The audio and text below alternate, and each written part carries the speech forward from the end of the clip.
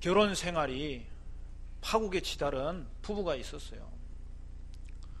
서로에게 상처를 주는 것이 더 심하여져서 결국에는 헤어나오지 못하는 지경에 이르렀습니다. 남편은 좀 더 상냥하고 부드러운 아내를 만나지 못했다고 후회했고, 아내는 좀 더 책임있고 활동적인 남자를 못 만났다고 후회했습니다. 그런데 어느 날 두 부부의 얼굴이 밝아진 거예요. 동네 사람들이 이상하게 여겨서 금실이 좋아진 이유가 뭐냐고 그렇게 물었습니다. 그때에 이 부부가 대답합니다. 우리 부부는 서로를 향해 다음과 같은 고백을 합니다. 그래서 당신을 사랑하고 그럼에도 불구하고 당신을 사랑합니다. 이 고백을 한 후부터는 서로에게 완벽한 기대나 무리한 요구를 하지 않게 되었고, 오히려 서로를 먼저 이해하려고 노력했답니다. 사랑하는 성도 여러분, 누구나 다 사랑해서 결혼하잖아요.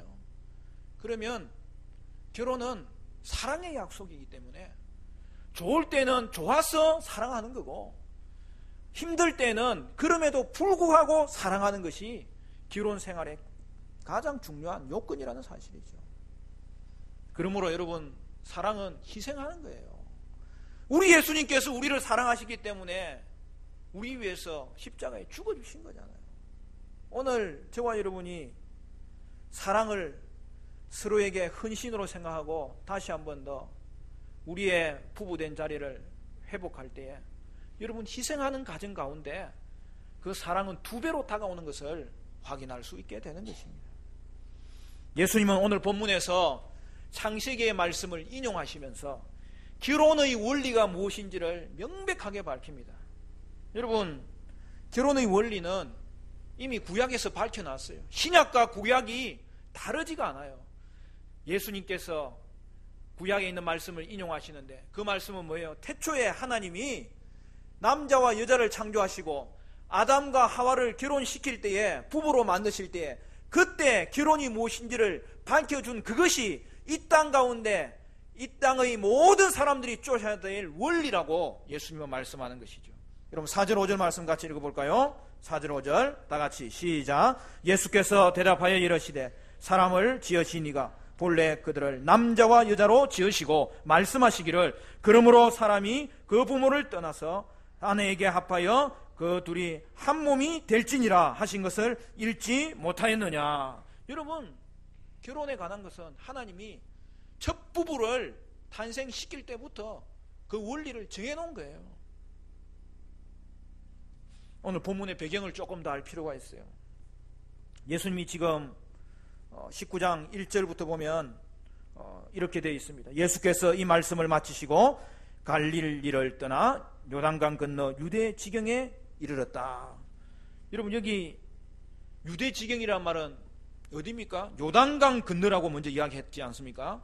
여러분, 요단강 건너는 여러분, 이스라엘 지도를 지금 앞에 한번 생각해 보면은 이해하기 쉬워요. 여기 요단강 건너는 예루살렘 쪽에 있는 요단강 건너를 말하는 게 아니고 언제나 유대 지역 예루살렘이 중심이잖아요. 그렇기 때문에 요단강 건너라고 이야기할 때는 이 동쪽에 예루살렘 있는 유대 지역 넘어 있는 쪽을 말하는 거예요. 그런데 성경은 또 그것을 유대 지역이라고 오늘 이야기했단 말입니다. 그렇기 때문에 이 말은 뭐냐면 유대 인근 지역에 예수님이 와 있다는 뜻이에요. 그러면 요단강 건너편은 원래가 행정구역이 뭐예요? 거기를 베레아로 이야기하는 거예요. 그래서 성경에 배경을 알고 지리를 아는 게 좀 필요합니다. 예루살렘이 밑에 있으면 그 주변을 유대 지역이라고 하는 거예요. 그리고 저 위에 갈릴리 바다가 있는 지역을 갈릴리 지역이라고 하는 거예요. 근데 그 중간에 혼혈이 섞인 그 사마리아 지역이 있지 않습니까? 그래서 보통 유대인들은 일반 길이 어디로 나 있냐 하면은 사마리아를 가지 아니하고 갈릴리에서 저쪽 요단강을 건너가지고 내려와서 요쪽 요단강을 건너서 유대 지역을 오는 거예요. 예수님이 지금 행하시는 길이 머리에 그려지는 거예요. 그래서 이 요단강 동쪽에 있는 지역에 예수님이 건너편에 와 계시고, 유대 지경이란 말은 유대 인근 지역에 예수님이 와 계셨다는 뜻이에요. 그래서 요단강 이 동쪽은 위에 쪽을 데가볼리라 그러고 밑에 쪽을 베레아라고 그랬던 거예요. 지금 예수님 베레아에 와 있는 거예요. 여러분, 예수님은 주로 사역하신 곳이 어디예요? 갈릴리에서 사역하셨어요. 제자들은 보통 다 그 출신들이에요. 그리고 그 예수님의 사역은 이제 마지막이 지금 다가오고 있는 거예요. 예수님은 마태복음 16장에서 베드로의 신앙 고백을 들으시고 자신의 장래가 어떻게 될 것을 선언하십니다. 뭐라고 이야기했어요? 내가 예루살렘에 올라가서 고난을 받고 죽게 될 것이다. 그 고난 예언을 하시고 그때부터 어떻게 하는 거예요? 예수님은 예루살렘을 향하여 고난 받으시고 잡히시고 죽으시고 부활하시기 위해서 예루살렘을 향하여 여행하는 길에 오늘 본문이 있다는 것이죠. 그래서 오늘 유대 지역은 예루살렘 가까이 있는 유대 지역 근처까지 왔다는 것을 성경이 말씀하고 있습니다. 자, 그러면은 그때에 예수님이 그곳을 지나간다는 소식을 많은 사람들이 듣고 그 예수님을 찾아옵니다. 여러분, 이미 예수님은 다 알려진 분이에요. 이제는 그가 메시아인지 아닌지에 대한 선택만 할 뿐이에요. 그리고 무리들이 찾아와서 예수님께 자신의 연약함을, 자신의 병든 것을 보여주면서 고쳐달라 할 때에 오늘 성경은 뭐라고 되어 있죠? 모든 병자를 고쳐주었다고 성경은 말씀하고 있습니다. 자, 우리는 여기서 한 가지를 먼저 짚고 넘어가야 돼요. 왜냐하면 예수님이 지금 가는 길이 뭘 향해 가는 길이에요? 예루살렘을 향해 가는 길이에요. 근데 예루살렘에 가려는 목적이 뭐예요? 죽으시고로 가는 거예요. 예수님은 십자가를 지러 가는 길에서도 사람들을 살리시면서 그 길을 가시더라는 거예요. 여러분, 이것이 예수님이 가는 길입니다. 그리고 성도들이 따라가야 되는 길이에요. 자신도 힘든데 여러분, 어떻게 남 신경 쓸 틈이 있어요? 그렇게 되기가 쉽지 않잖아요. 자신이 암이 들었는데 그 자기가 투병하는 것도 힘든데 옆에서 간호하는 그 배우자에 대해서 애틋하게 생각하고 그를 생각하고 그를 위해서 걱정하는 것이 쉽지 않은 거예요. 그러나 어떤 사람은 자신이 죽을 병에 들었음에도 불구하고 배우자를 생각하고 가족을 생각하고 연약한 성도를 생각하고 교회에서 그동안 하고 있었던 그 사역들을 생각하고 염려하면서 결국에 사람을 살리면서 그의 길을 걸어가고 있더라는 것이 성도들에게 나타나는 성도의 모습이라는 사실이죠. 사랑하는 성도 여러분, 저와 여러분은 어떠한 형편에 있든지 간에 그것이 때로는 너무 힘든 자리를 지나가는 과정 속에서라도 우리에게 맡겨주신 하나님의 일, 하나님의 사람들, 그들을 살리면서 그 길을 걸어가심으로 말미암아 하나님께서 우리에게 주신 길, 예수님의 길, 제자의 길 따라가는 믿음의 사람들 되시기를 간절히 축원합니다. 그 무리 중에 바리새인들이 있었어요.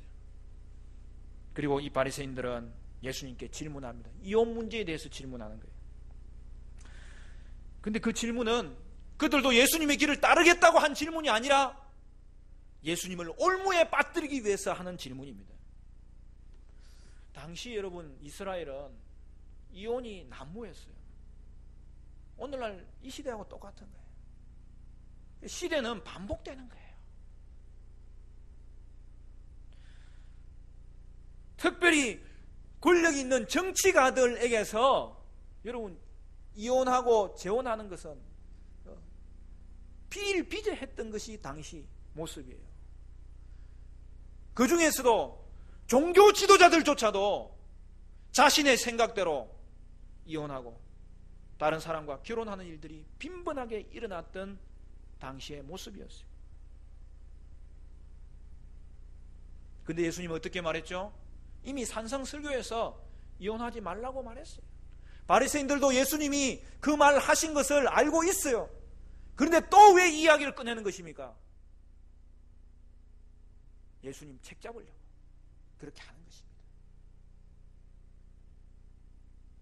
특별히 이 부분에서는 정치적인 상황까지 고려하여 바리새인들이 질문한 거예요. 여러분, 그 당시에 베레아 지역을 통치하는 분봉왕이 누구였죠?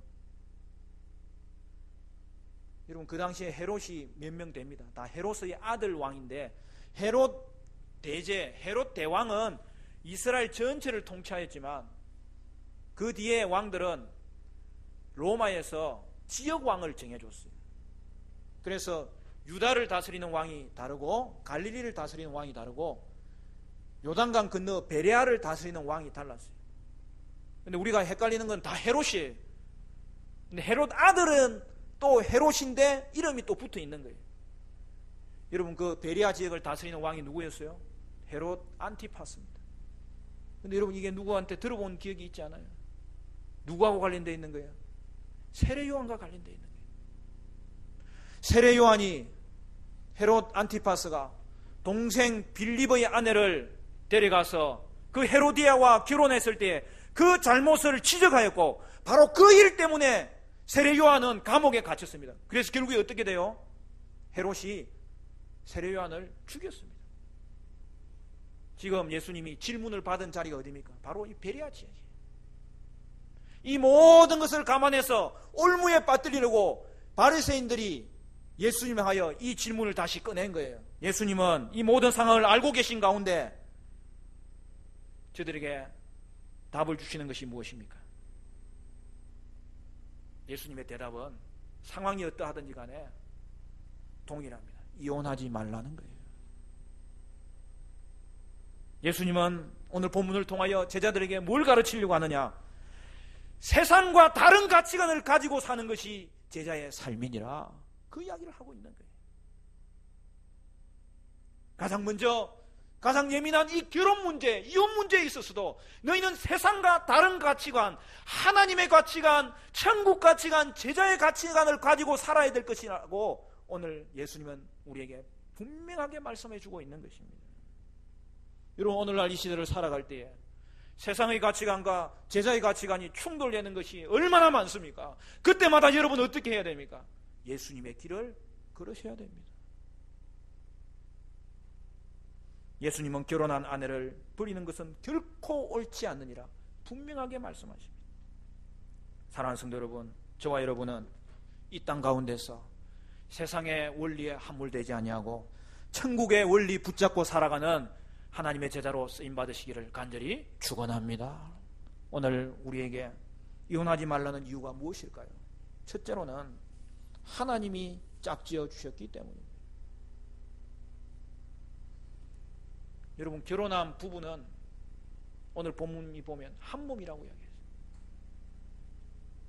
여러분, 솔직하게 물어봅시다. 여러분, 결혼한 부부가 한 몸이에요? 두 몸이에요?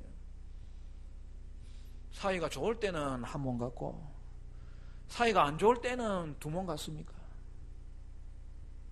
부부로 맺어지면 겉으로 보기에는 두 몸 같지만 사실은 한 몸이에요. 왜 그렇습니까? 여러분이 부부가 될 때에 거기에는 여러분만 있은 게 아니에요. 하나님이 거기에 함께 계신 거예요. 그것을 뭐라고 이야기합니까? 하나님이 짝지어 주신 거예요. 여러분, 이거는 예수를 믿든 안 믿든 상관이 없어요. 예수를 믿어도 이것은 사실이고 믿지 않아도 이것은 사실이에요. 그래서 일반 사람들도 자기가 그 말을 성경에서 있는 내용을 하는 줄도 모르고 우리는 한 몸이야 그러는데, 그거는 결혼을 할 때 그들 가운데 하나님이 함께 계셨기 때문임을 오늘 성경이 보여주고 있는 거예요. 여러분, 부부는 하나님이 짝지어 주셨기 때문에 한 몸일 수밖에 없는 거예요. 그러면 어떻게 해야 됩니까? 하나밖에 없는 거예요. 하나님이 짝지어 주신 것을 여러분은 힘써 지켜야 되는 것입니다. 그러므로 오늘 이 말씀은 당시 이스라엘을 향한 말씀이기도 하고, 결혼한 한 몸을 개인적인 생각으로 갈라놓는 이 시대의 풍조를 우리가 생각할 때에 예수님은 이 시대를 향하여 오늘날의 풍조를 단호하게 배격하시는 말씀으로 우리에게 주신 것입니다. 그쯤 되니까 바리새인들이 이제 예상했던 답비라고 생각하고 자기들의 반문을 합니다. 여러분 7절 8절 볼까요? 거기에 이렇게 되어 있습니다. 여짜오되 그러면 어찌하여 모세는 이혼정서를 주어서 버리라 명하였나이까? 예수께서 이르시되 모세가 너희 마음의 완악함 때문에 아내 버림을 허락하였거니와 본래는 그렇지 아니하니라. 바리새인들이 모세는 이혼정서 주라고 명령했다는 거예요. 여러분 이게 신명기 말씀에 나오거든요. 그런데 신명기 말씀을 그대로 이야기하자면 지금 내용이 빠졌어요. 그냥 이혼정서를 주라고 하지 않았고 그에게 수치되는 일이 있을 때에 이혼정서를 주라 이렇게 되어 있는 겁니다. 그러니까 이혼의 방점이 있는 것이 아니라 수치되는 일이 무엇인지 알아봐야 될 거 아니에요. 또한 모세는 이것을 명한 것이 아니에요. 오늘 성경에 뭐라고 이야기합니까? 단지 인간의 완악함을 인하여 허락한 거죠. 여러분 당시 이스라엘의 문제는 이 율법을 이용해 먹은 거예요. 자기의 유익을 위하여 아내를 버릴 때는 이 말씀 적용하고 자기가 지켜야 될 때는 이 말씀을 적용하지 않도록 이용해 먹은 거예요. 그러면 여러분 성경에서 수치되는 일이 있을 때에는 이혼정서를 주라 했는데 그럼 이 수치되는 일은 무엇일까요? 당시에 의견이 분분했던 것 같아요. 당시에는 랍비가 성경을 가르쳤잖아요. 그래서 어떤 랍비는 음행한 일이 있을 때라고 이것을 해석했던 거죠. 그런데 또 다양한 견해가 있어서 어떤 랍비들은 이것을 해석하면서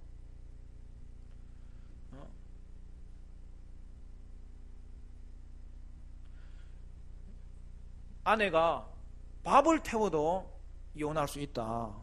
못생겨도 이혼할 수 있다. 그런 의견을 많이 내놨다는 거예요. 여러분 생각해 보세요. 여러분 저기 아내들이요 그동안 밥 몇 번 태워 먹었어요. 밥이 뭐 하다 보면 태워지는 것이지 뭐 한 번 두 번 태워 먹었어요. 그리고 처음에는 다 콩깍지가 씌어가지고 이 사람이다 싶어서 결혼해놓거나 어느 날 밉다고 여러분 갈라서는 것이 있을 수 있는 겁니까?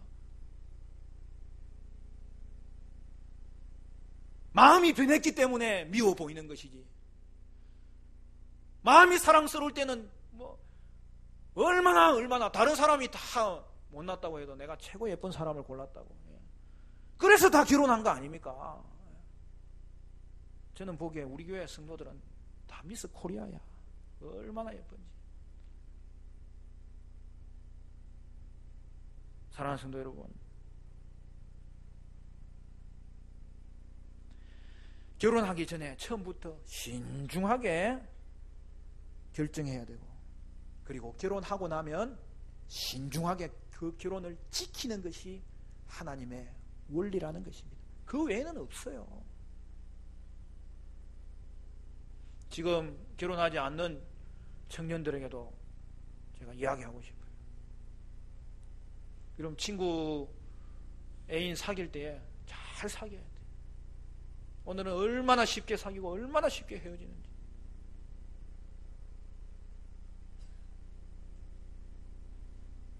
친구로 사귈 것인지 애인으로 사귈 것인지 분명하게 하고 사귀어야 된다니까. 그리고 애인으로 사귀 있으면은 무조건 결혼해야 돼. 그냥. 사랑하면 결혼하는 거야. 그거는. 목사님 저는 그냥 갑자기 호르몬이 올라와가지고 그냥 사랑한 거지. 그게 아닙니다. 그러면 그때라도 신중하게 판단해가지고 여러분 사랑을 했으면 결혼을 하기 전에도 사랑한 거에 대해서는 책임을 져야 돼요. 제 주위에 잘 사귀다가 어느 날 딴 사람 생겼다고 고무신 거꾸로 치는 사람 많이 봤습니다. 그리고 그것도 또, 예? 제가 청년사회 갈 때, 아유, 나한테 또 소개를 하러 데려오네. 그럼 제가 뭐라고 이야기하겠어요? 예? 저는 바로 이야기합니다. 이 사탄의 자식아. 전에 그 사람은 뭐야? 그래서 제가 묻습니다. 전에 그 사람들 사랑했어, 안 사랑했어? 목사님, 사랑했습니다. 그러면 그 사람하고 결혼해. 아니, 목사님, 그런 게 어디 있습니까? 이 사람하고 사귈지 안 사귈지 이런 상담을 해주셔야지. 지금 왜 갑자기 이상한 쪽으로 흘러갑니까, 목사님? 내가 그때부터 이야기합니다. 너네들 분명히 깨지도록 내가 기도하니까 깨진다. 깨질지어다! 내가 딱 그냥 선포를 해요. 나중에 정신을 차리고 오더라고요. 목사님, 내가 이전의 사람이 귀한 줄을 잘 몰랐습니다. 새로 생긴 사귄 사람이 너무 예뻐가지고 제가 잠시 착각을 했습니다. 여러분, 결혼해보세요. 이쁜 것도 오래 안 가요. 다 50대가 되면 평준화 됩니다. 60대가 되면 옛날에 서울대학 나온 거 안 나온 거 그 차이도 안 나요. 그냥 뭐 인생이 길다고 하나님의 말씀 저버려가면서 탐심을 가지고 살아요. 그 친구 잘 살고 있어요. 그 친구가 사실 멀리 있는 친구가 아니에요. 물어보지는 마세요.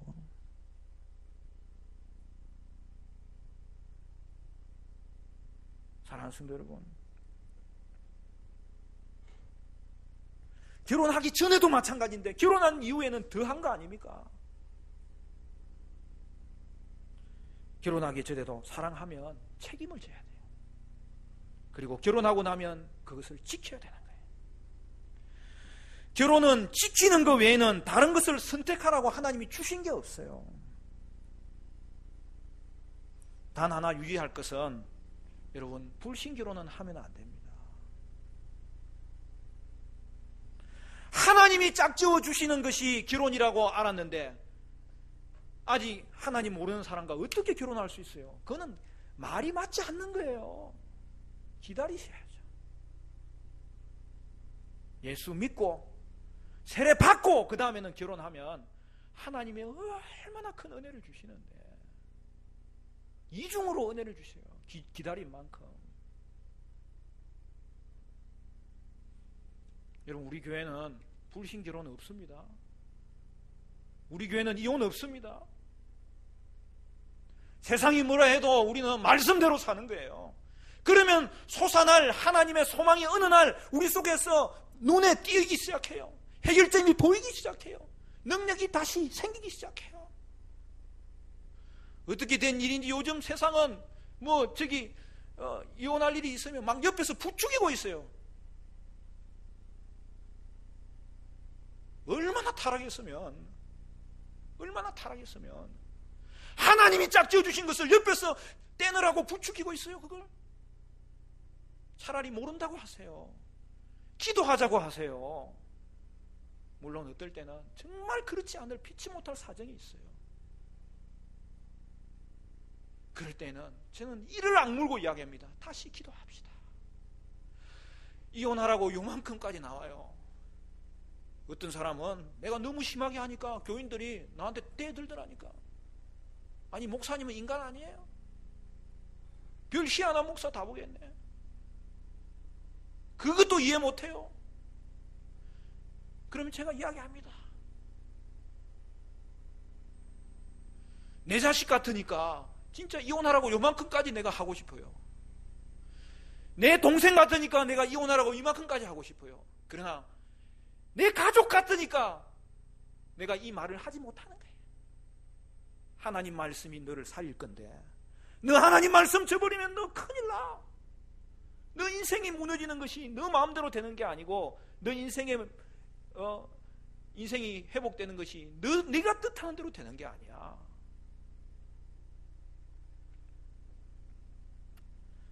사랑하는 성도 여러분, 그러면 교회에 이혼한 사람이 오면 어떻게 합니까? 여러분, 이혼한 사람도 당연히 교회에 와야죠. 그러면 그 사람은 반드시 회개해야 됩니다. 회개의 과정을 거치고 그 다음부터 하나님과의 관계를 바로 하고 신앙생활 할 수 있어야 되는 것이죠. 부부는 어떨 때는 죽도록 사랑하지만 어떨 때는 진짜 죽이고 싶을 때도 그 정도로 미울 때가 있어요. 여러분, 내가 이 말을 하는 이유가 뭐예요? 다 경험담 아닙니까? 이게 뭐, 여러분은 안 그런 것 같이 오늘따라 왜 이렇게